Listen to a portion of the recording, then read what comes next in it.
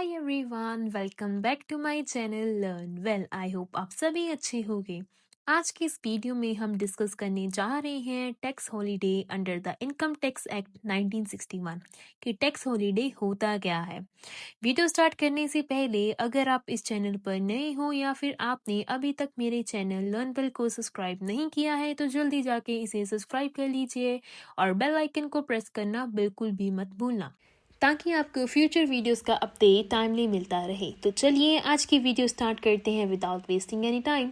आज हम डिस्कस करने वाले हैं कि एक बहुत ही इंटरेस्टिंग और एग्जाम फ्रेंडली टॉपिक जो कि है tax holiday under income tax act 1961, जो कि बीकॉम 6 सेमेस्टर आपका जो है डायरेक्ट टैक्स लॉ उसमें 5 मार्क्स में पूछा ही जाता है कि what do you understand by tax holiday under the income tax act 1961। आपने टैक्स हॉलिडे वर्ड सुना होगा, लेकिन क्या इसका मतलब है कि गवर्नमेंट टैक्स माफ कर देती है परमानेंटली, या फिर ये एक टेम्परेरी बेनिफिट होता है।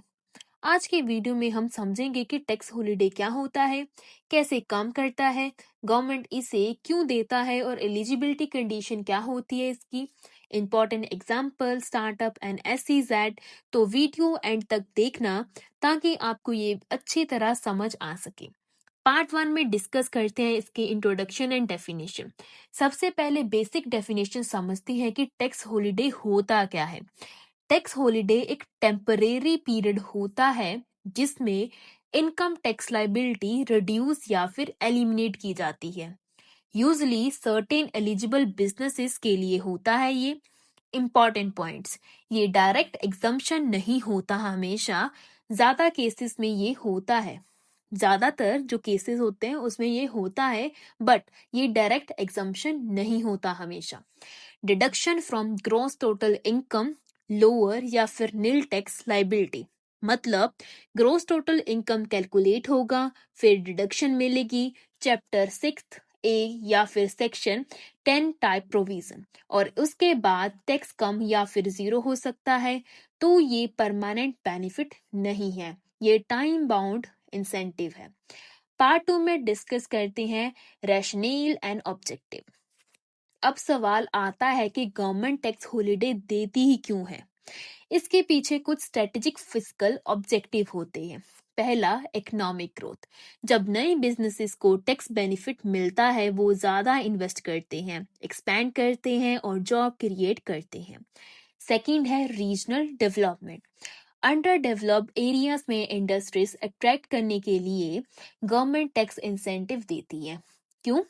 अंडर डेवलप्ड एरियाज में इंडस्ट्रीज को अट्रैक्ट करने के लिए गवर्नमेंट टैक्स इंसेंटिव देती है।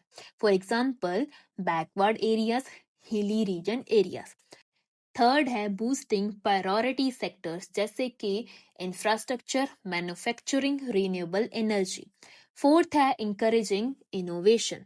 स्टार्टअप को इनिशिएट ईयर्स में प्रॉफिट कम होता है, इसीलिए उन्हें टैक्स हॉलिडे दिया जाता है ताकि वो री इन्वेस्ट कर सके। फिफ्थ है attracting foreign investment, FDI। Tax benefit foreign investors को अट्रैक्ट करते हैं। सो ओवरऑल गोल क्या हुआ? Short term revenue sacrifice, long term economic benefit. Part 3 में डिस्कस करते हैं जर्नल मैकेनिज्म।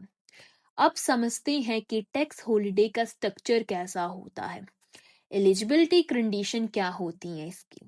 यूजली कुछ कंडीशंस होती हैं जैसे कि न्यू अंडरटेकिंग होना चाहिए, न्यू मशीनरी यूज होनी चाहिए, प्रॉपर कंप्लायंस और टाइमली फाइलिंग, सर्टेन डेट के बाद इनकॉर्पोरेशन, मतलब रैंडम बिजनेस को बेनिफिट नहीं मिलता है, ओनली न्यू अंडरटेकिंग होना चाहिए। नेक्स्ट, इसका स्पेसिफाइड पीरियड क्या होता है? टैक्स हॉलिडे में हमेशा फिक्स्ड ब्लॉक पीरियड के लिए ही होता है। फॉर एग्जाम्पल, 5 consecutive ईयर्स या 10 साल में से कोई भी 3 साल। ये अनलिमिटेड नहीं होता है। Quantum of deduction generally pattern होता है इनिशियल ईयर में 100% डिडक्शन, बाद में लोअर परसेंटेज, मतलब गवर्नमेंट ग्रेजुअली सपोर्ट कम करती है। पार्ट 4 में इसकी एक की एग्जाम्पल देखते हैं। अब सबसे इम्पोर्टेंट पार्ट है example. Startup section 80 IAC। Eligible startup को मिलता है 100% प्रॉफिट डिडक्शन 3 कॉन्जिक्यूटिव ईयर्स के लिए out of 10 years from incorporation. Conditions क्या है अब इसकी? एलिजिबल स्टार्टअप होना चाहिए DPIIT recognization incorporation specified period में। अब बेनिफिट्स क्या है? स्टार्टअप अपने इनिशियल प्रॉफिट पर टैक्स नहीं देगा और वो पैसा री इन्वेस्ट कर सकता है बिजनेस ग्रोथ में। ये इनोवेशन को प्रमोट करता है। Second, SEZ unit under section 10AA। SEZ का फुल फॉर्म है स्पेशल इकोनॉमिक जोन।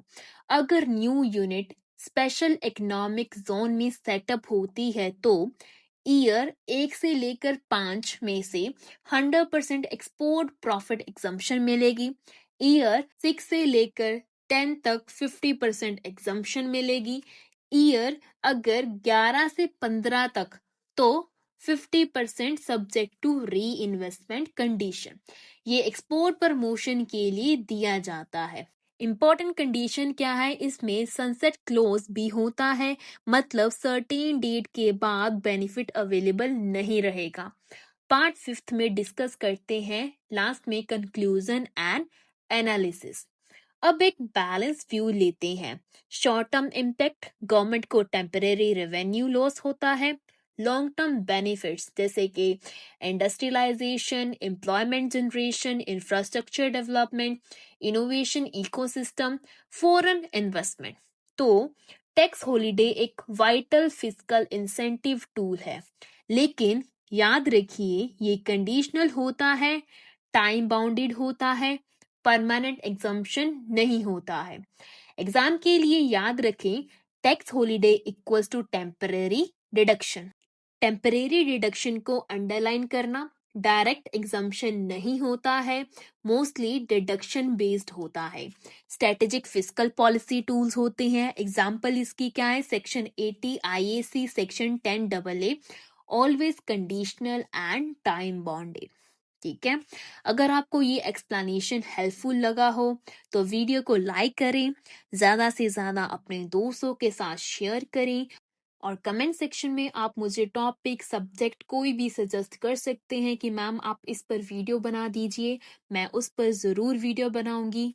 ठीक है, अगर आपने इस चैनल को सब्सक्राइब नहीं किया है तो सब्सक्राइब कर लीजिए, बेल आइकन को प्रेस कर दीजिए ताकि आपको फ्यूचर वीडियोस का अपडेट टाइमली मिलता रहे। मिलते हैं नेक्स्ट वीडियो में।